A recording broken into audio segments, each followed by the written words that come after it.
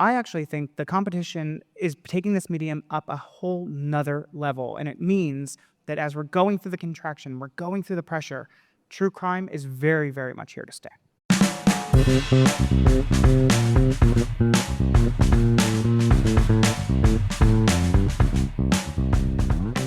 Welcome to Daily Variety, your daily dose of news and analysis for entertainment industry insiders. It's Tuesday, March 17th, 2026.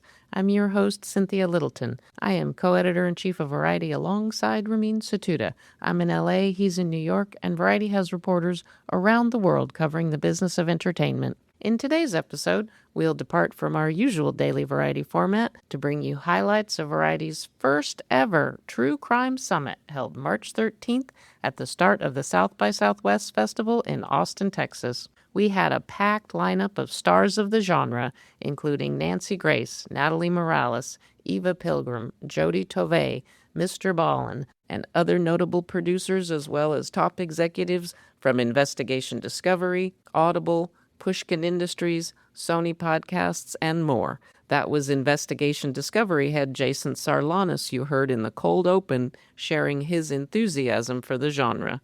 The True Crime Summit was presented by Investigation Discovery. It was hosted by my fabulous Variety colleagues Kate Arthur, Emily Longaretta, Ethan Schanfeld, and Variety's co-president and publisher Dea Lawrence, who is a very big fan of true crime. You can find the full video for all of the day's sessions at Variety.com and on Variety's YouTube page. We'll start here with a quick conversation with Longaretta, who is director of features for Variety, about what the mood was like in Austin as like-minded fans gathered to dissect the reasons why we can't stop watching and listening to true crime.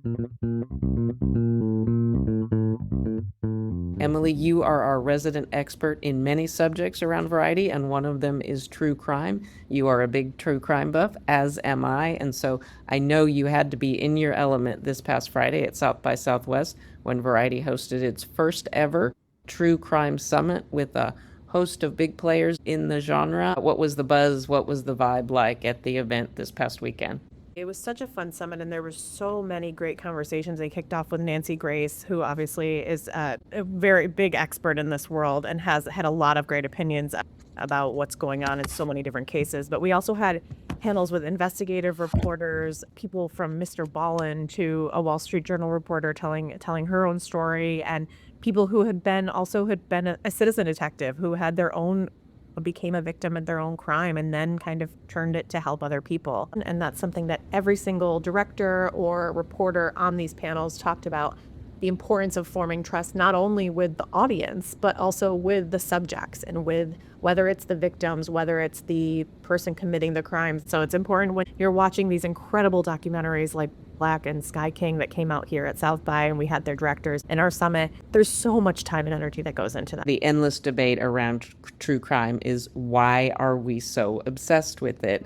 Were there any observations, any comments, any discussions that just brought insight to you in terms of why we're so obsessed with true crime? I think we all ask that question all the time. I've asked myself that, why I am so obsessed with it. I think that one of the big things that was said on our panel about true crime fan favorites was that because some of these people, certain these shows like Evil Lives Here on ID has been on for 18 seasons, and I asked well, why do you think it still is? And Kevin Fitzpatrick, who's an executive producer that was on our panel, was explaining that in today's world, more than ever, we are desperate for answers and we're desperate for the truth. So people turn this on just hoping that they can have a resolution to these stories, and that sometimes it's a comfort knowing that there's a resolution. Now, of course, sadly, not every true crime story has a resolution, and we all know most of them are not happy endings. But every now and then there are. So a lot of this is hearing a really powerful story, and people, want to relate to other people. You can hear the truth and hear from families, and you can relate to any story. And I think that's the bottom line of it. Now we'll kick it off with Variety's Dea Lawrence sitting down with Nancy Grace, the prosecutor turned TV host and true crime investigator. This was a strong cup of coffee to start the day. They went right for it on the most current IRL drama, the disappearance of Nancy Guthrie. You can find that entire video on Variety.com. Here we offer a clip of Grace and Lawrence talking about the incredible case of Kouri Richins, the Utah woman who was convicted just on Monday of murder and forgery for poisoning her husband. We're going to talk about the Moscow Mule. Kouri Richins. So- Right in hell, woman.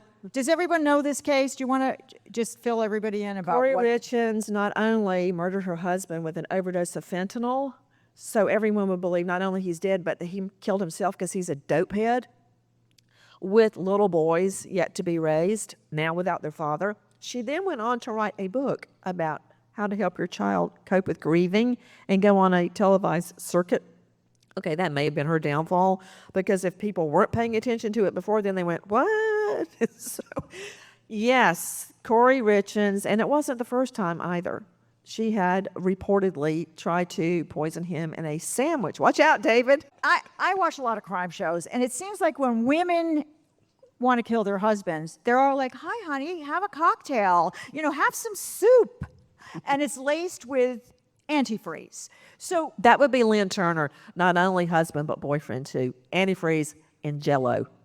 how does anyone think they can get away with murder? Because it can look very much like a heart attack. And you don't naturally assume murder. But in this case, the family of the victim threw such a fit, they did a drug panel, and that's how it was discovered. Next up, my colleague Ethan Schanfeld moderated a sharp conversation about the overall boom in the business of true crime content, from movies and TV series to podcasts and microdramas. You'll hear first from Jody Tovey, host of the podcast Wisecrack and head of her Star Wipe Productions banner. Her successful podcast, produced by Tenderfoot TV and iHeartMedia, proves that the genre knows no bounds. Jody, can you talk about the tone of Wisecrack and blending stand-up comedy and true crime, which I don't think many people would associate the two of those things together? For those who haven't listened, it's a double homicide that was committed in rural England in 2015, but the eyewitness account is told in a 60-minute stand-up set, right? So it's a entertaining, professional entertainer who was an eyewitness account to this adjacent to this homicide.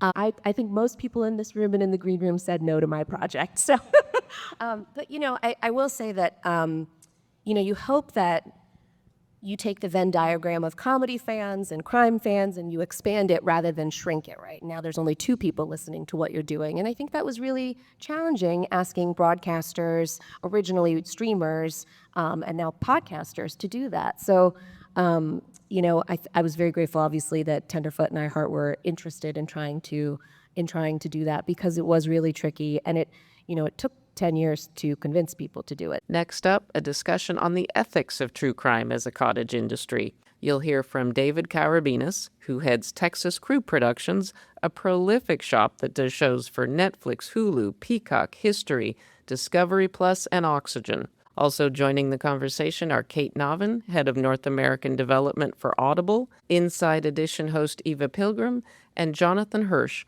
vice president of global podcasts for Sony Music. I want to ask about the ethics of true crime. You're obviously dealing with stories that involve real victims, real families. What is the responsibility of telling these stories?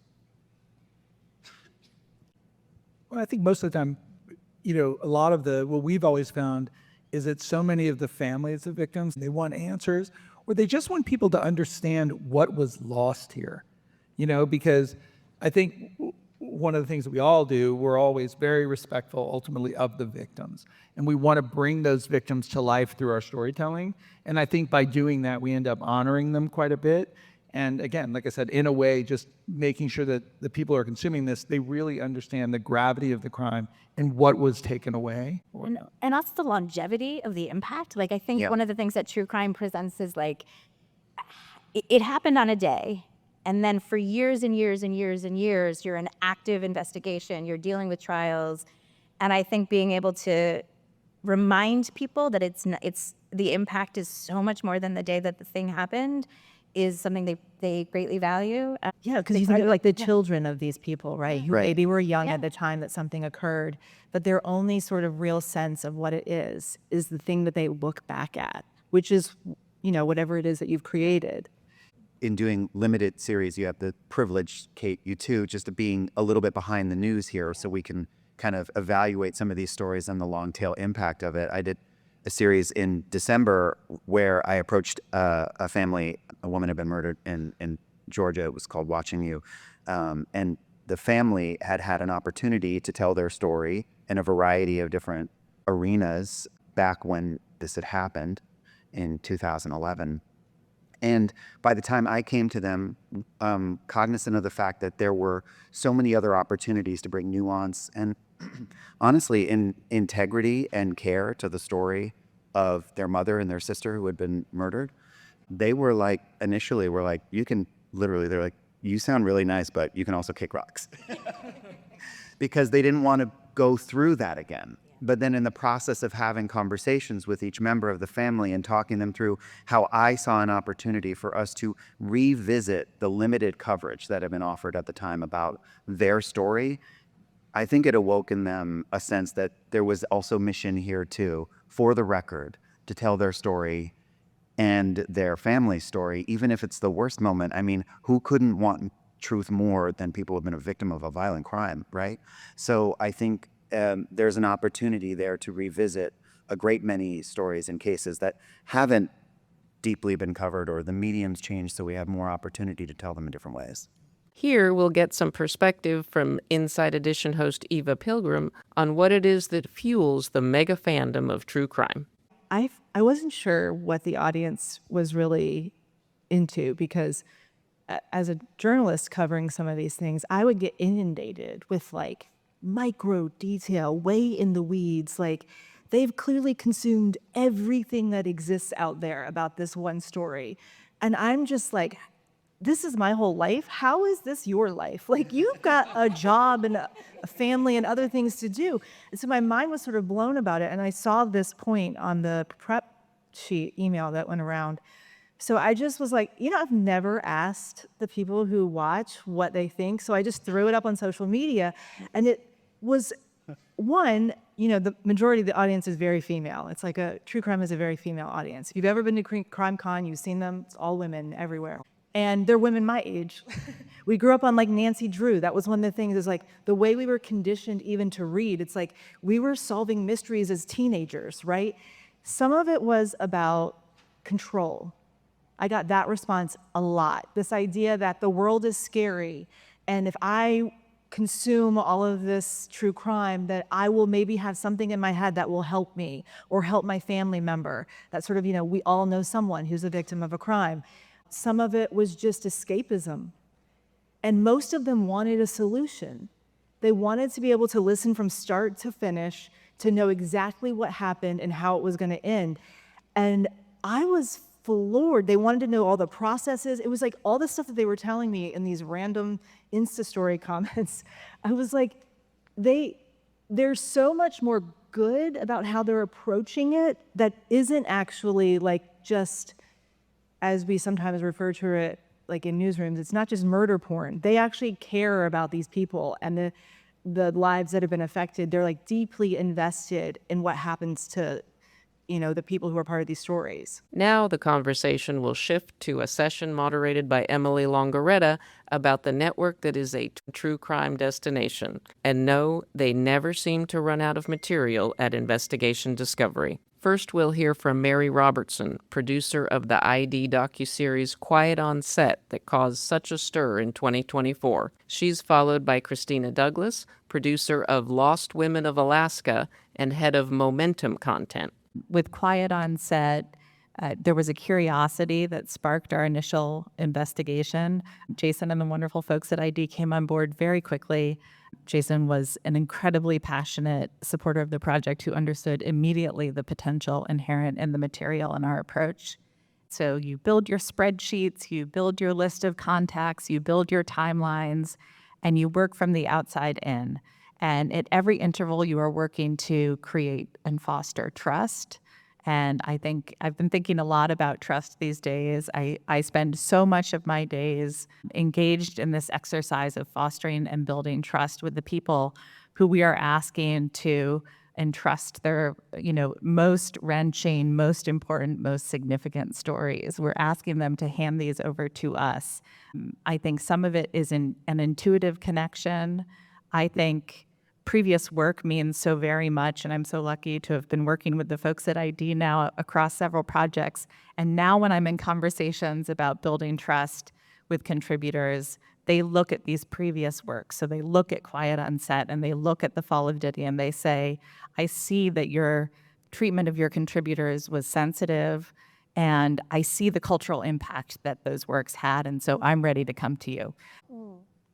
I love that you brought up the importance of trust, because I think that could be a theme that no matter what panel is up here talking about true crime. Christina, for you bringing back Lost Women and the Lost Women franchise, I mean, how much did that go into that, the trust that it takes to dive into that and have these women tell their stories? Yeah, absolutely. So this season was focused on a case of Indigenous women in Anchorage being murdered.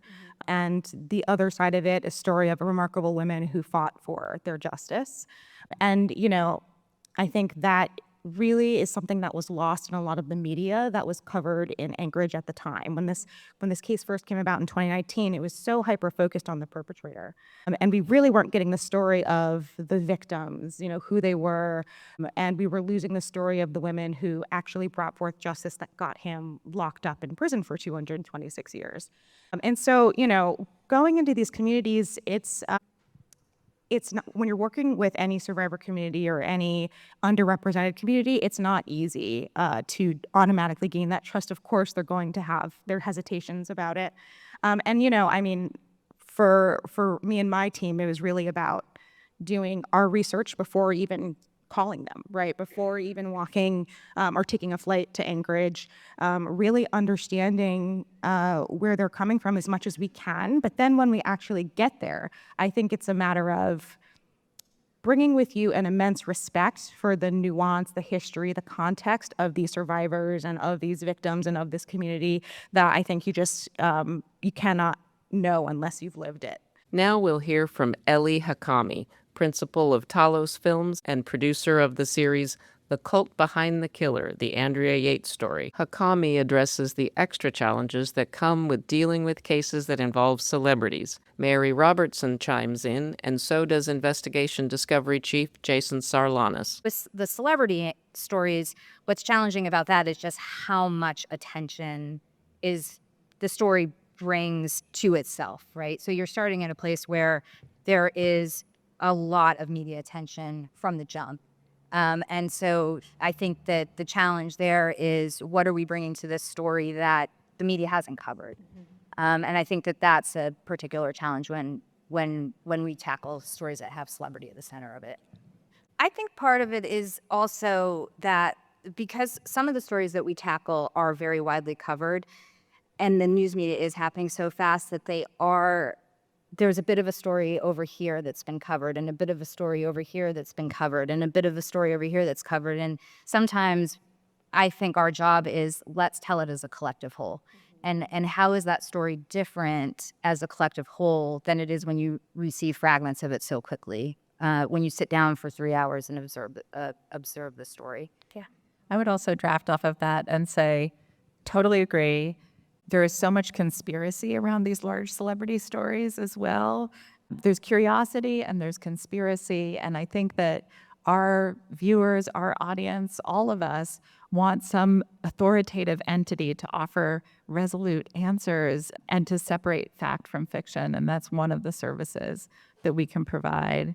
I also think that our goal and our obligation is to get it right. So it's not to beat TMZ, it's to get it right. And it's also to bring real, honest illumination and revelation to a story that might be shrouded in mystery or confused by conspiracy. It's so confusing, though, in terms of when you're sitting in my seat and a news story like that breaks, 80 different producers and filmmakers come to you with the same story. And so you just have to go, okay, are we the right place to tell this story? As the leader in true crime, we often are. And so then we have to say, who do we want to tell this story with? What are the elements? And it's often because the great filmmakers that you see next to me, or some of the other people we get to work with, come to the table with tremendous access to the story. They're out there fighting 17 other production companies, other filmmakers, to get people to say yes, to be willing to contribute to the story.